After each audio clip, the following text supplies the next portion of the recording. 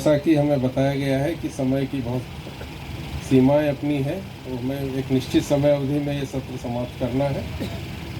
जनजातीय भाषाएं और साहित्य, समानताएं और विविधताएं, इस विषय पर सबसे पहले मैं प्रोफेसर किशोर गायकवाड़ जी को आमंत्रित करता हूं कि वे आए और अपने विचार व्यक्त करें। प्रोफेसर गायकवाड़।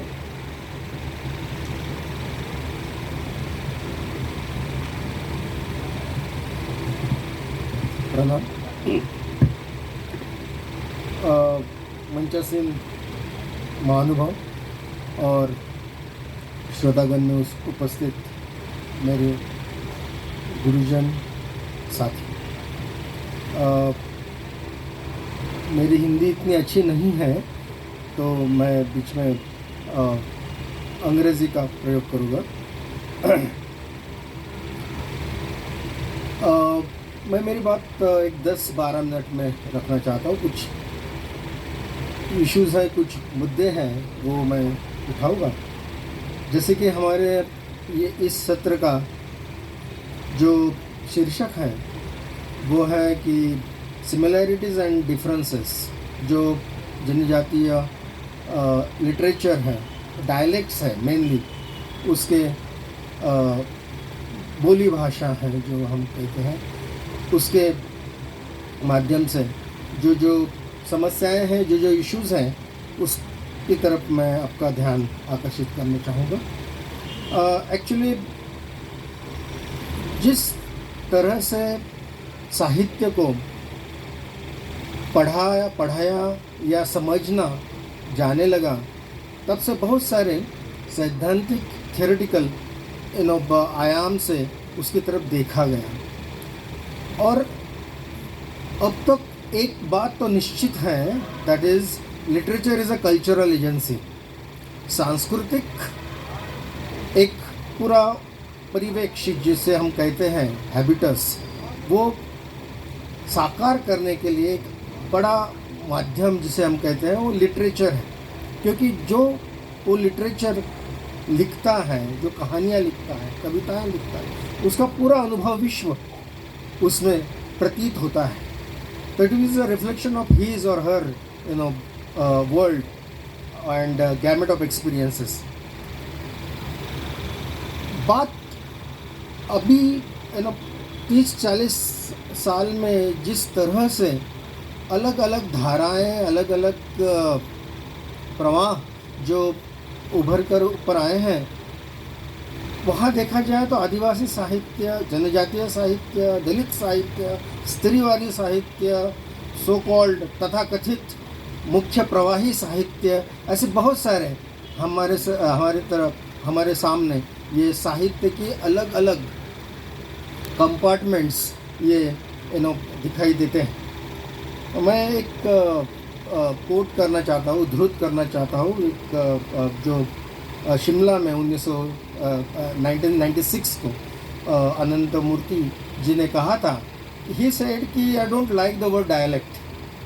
बोली भाषा क्या है, भाषा और बोली भाषा क्या है, तो आप पहले ही उसका डिफरेंस, इसका टाइपोलॉजी पैदा करके ऊंचा नीचा और भेद पैदा करते हो। और कहीं ना कहीं ये डिस्कशन, ये बहुत गंभीर मुद्दा है सर जी, कहीं ना कहीं ये डिस्कशन स्टैंडर्डाइजेशन ऑफ लैंग्वेज, प्रमाणीकरण और प्रमाणकरण, स्टैंडर्डाइजेशन ऑफ लैंग्वेज में चला आता है कि जिस लैंग्वेज जो अच्छा क्या है और रॉन्ग, बुरा क्या है, गलत क्या है, वो धारणाएं एक सोशल कल्चरल पावर रिलेशंस पे आधारित है। सामाजिक और सांस्कृतिक जो सत्ता संबंध हमारे बीच में है, उसको प्रदर्शित करने के लिए हम स्टैंडर्डाइजेशन ऑफ लैंग्वेजेस का कुछ टूल, कुछ वेपन यूज़ करते हैं।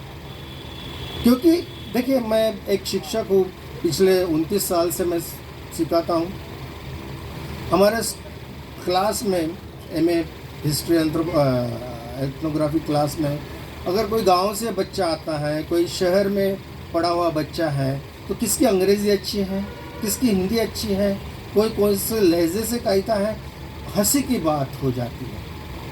तो it is nothing but the execution of power and larger stage पे, लार्जर स्तर पे हमें भाषाओं का, लिटरेचर का भी यही स्वरूप, यही रूप हमें देखने को मिलता है। बहुत सारा वहाँ पे यहाँ पे चर्चा हो चुकी है, लेकिन हमारी जब हमारी भारतीय संस्कृति में जब a lot of differences, lot of varieties, lot of विविधताएं जब हैं, तब हमारी संस्कृति ये उच्चतम जेनिथ जिसको हम कहते हैं पैमाने पर, सिक्स सेंचुरी BC, ईसा पूर्व 6वीं शताब्दी में हम जब देखते हैं कि बुद्धिज़्म, जैनिज़्म, आजीविका, लोक, केशकम्बलिन, चारवाक, ऐसे एक नहीं दो नहीं 62 धर्म संप्रदाय थे, and they were discussing, debating, what we call otherwise it as a intellectual ferment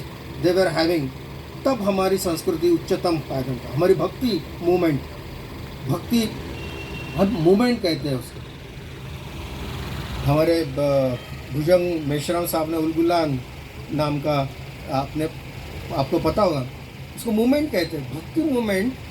जब in the beginning of medieval times, मध्ययुगीन काल के शुरू में जब आवर्तित हुई, तब सभी लोकल लैंग्वेज, स्थानिक भाषाओं में रचनाएं हमें सामने आई, जिसका यहाँ पे उल्लेख हुआ था। और तब जाके वो भाषाएं, प्रादेशिकता और regional history made India together and the rich culture in India as such. मेरा नेक्स्ट पॉइंट है कि हम जब इस ऐसे मौके पर साहित्य की चर्चा करते हैं और जनजातीय साहित्य की चर्चा करते हैं, तो हम एक तरह से उनकी एक इमेज अदरिंग प्रोसेस, मतलब साइकोलॉजिकल अदरिंग प्रोसेस बना के, फिर kind of patronisation, kind of उनका वो उसमें रहने वाले हैं, जंगल में रहने वाले हैं, वो उसी स्थिति में रहने वाले हैं, और उस अनुभव गैमेट में, अनुभव विश्व में ही वो वैसी ही रचनाएं करने वाले हैं। इस तरह का हम विधान सालों साल करते आ रहे हैं। लेकिन अगर हम 20 साल पीछे चले जाएं, 30 साल पीछे चले जाएं, तो ग्लोबलाइजेशन के प्रोसेस में एक्चुअली क्या हुआ है कि बहुत सारा जो गोंडी है या बैगा है, या मैं महाराष्ट्र से हूँ, भील है, पावरा है, वारली है, बहुत सारे आदिवासी तबके के युवा लोग ये आसपास के नगर में, आसपास के गाँवों में, आसपास के शहरों में जाके कैजुअल लेबरर्स का काम कर रहे हैं। अभी यहाँ पे मैं सोशो कल्चरल स्थिति या इकोनॉमिक स्थिति चर्चा करने के लिए खड़ा नहीं हूँ, इसलिए मैं वहाँ पे प्रकाश नहीं डालूँगा। लेकिन अगर वो लोग साल में 6 महीना वो शहरों में रहते हैं और बड़ी ही कठिन परिस्थिति में वो रहते हैं, एनवायरमेंटल जस्टिस के बारे में हम बात करेंगे अगर समय मिला तो, लेकिन उस परिप्रेक्ष्य में, उस स्थिति में उनके भाषाओं का क्या होता है?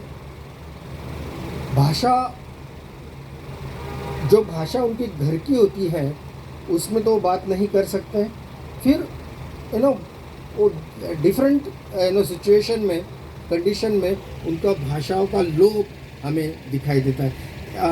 हमारे महाराष्ट्र में आपने सुना होगा, भुजंग मेश्राम नाम के एक जनजातीय लेखक कवि ने बहुत अच्छी बातें यहाँ पे कही है और इसी मुद्दे पे प्रकाश डाला है। सच तो उनका एक मुद्दा मैं अधोरेखित करना चाहता